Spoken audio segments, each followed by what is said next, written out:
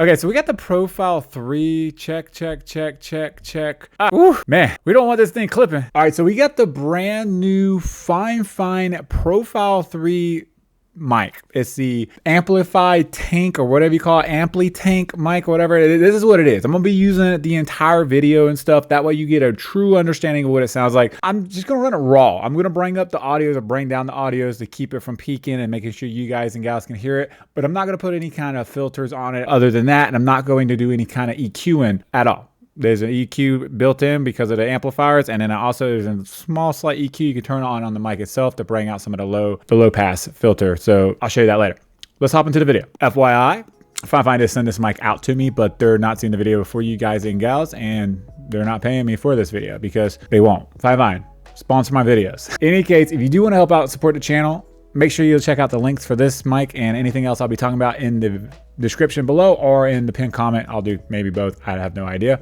I go off a whim with these things. Other than that, let's hop into the video. The unboxing, well, you're seeing it on screen. I'm just gonna throw some screen B-roll up of it on screen. You get the mic, a USB cable, and whatever else was in the box. It wasn't a whole lot. It wasn't a whole lot to the unboxing. There really never is. Unboxings to me are just kind of anymore. So why spend too much time on it? So you see what was in the box. Moving on.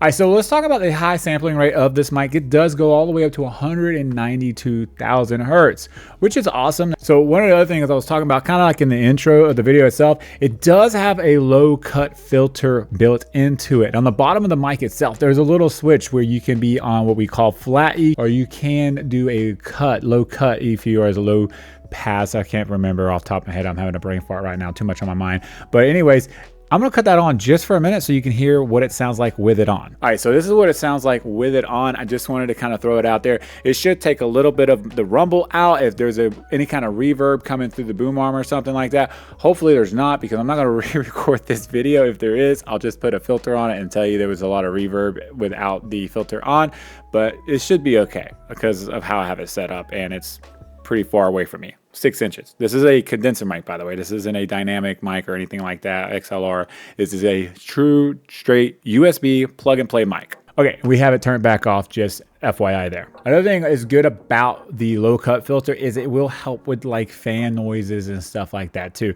I don't have a whole lot going on for noise in this room upstairs right this second. I have a PC that I can hear fans over there. I don't know if you was able to hear them and if they were cut out or not.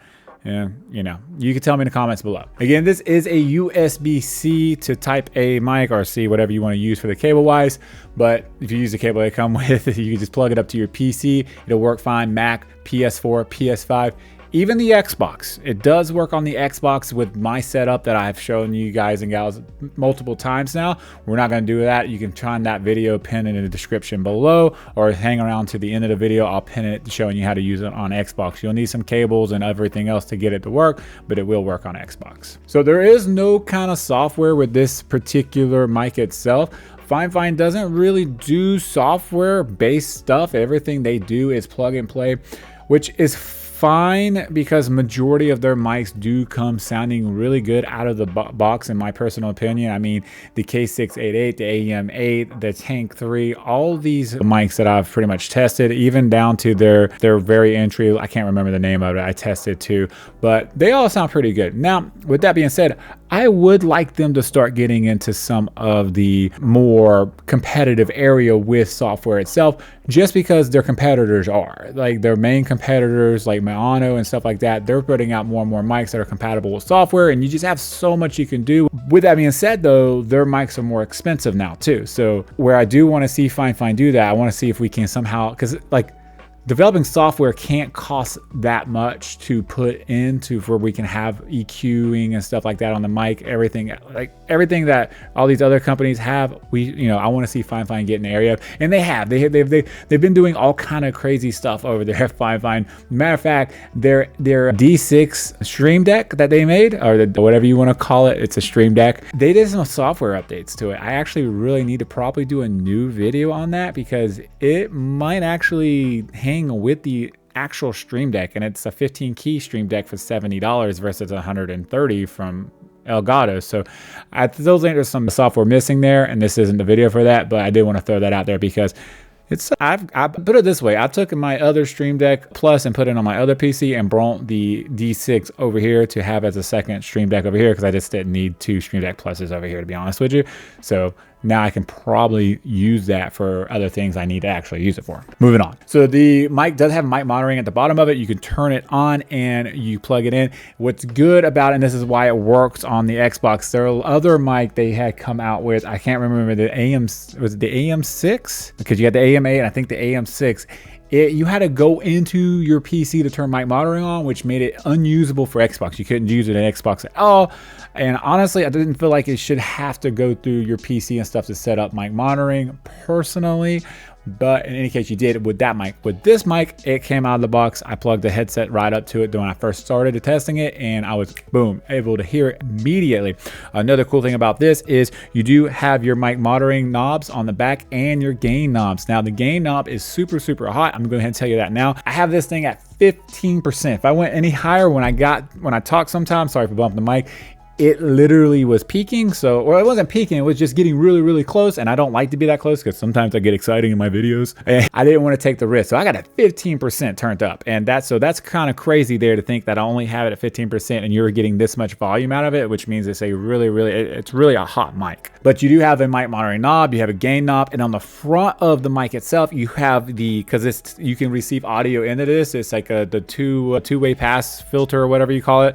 And you can literally control what you hear coming to your headset through the mic itself from the PC and how much of a volume you want to go out through your mic itself. So if you're gaming, right, and you want to hear your chat and your game through here, you can control how loud it is from the mic itself and how loud you are going back to your chat, which is pretty cool. And on the front of the mic itself, it has a big fat mute button on the front of the mic. It lights green when it's green means go, and then it lights red, which is mute. And this is a physical button, so I don't like physical buttons on mics, especially streaming mics, just because when I hit it,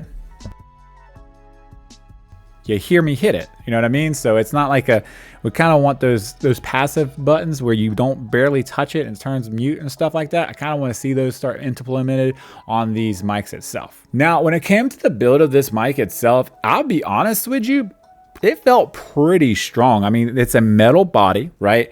And it comes with this stand. As you can tell, I have it on a boom arm for this video, but it does come with the stand, and you have the 5/8 to quarter thread on the mic itself already built into it, so you don't even have to worry about any kind of other adapters or anything like that. You can use this if you want to, place it on your desk. It should pick you up perfectly fine, or you can do what I'm doing here and just place it on an existing boom arm if you have one.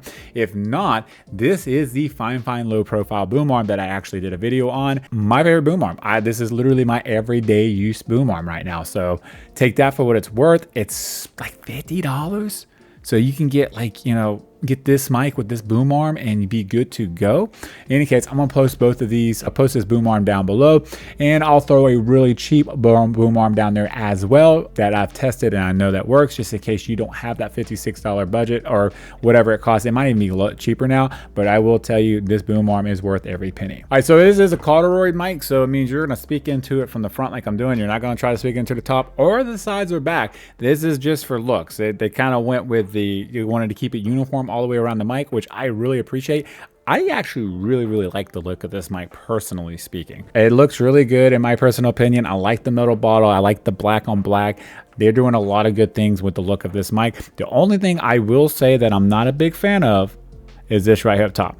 Because if I'm going to make videos for brands or anything else, because I'm a content creator that does things outside of YouTube, I can't have that in my videos. So I can't use this mic unless I'm going to put a piece of black tape over it. And the boom arm capability of this is a 3/8 to 5/8, not a quarter. It's a 3/8 to a 5/8 that's built into the bottom of it, so you can screw onto a boom arm that are existing already there. Just saw that in my notes, so I want to throw that back out there again. All right, and so right now this mic is being sold for $67, so it's under $70 itself.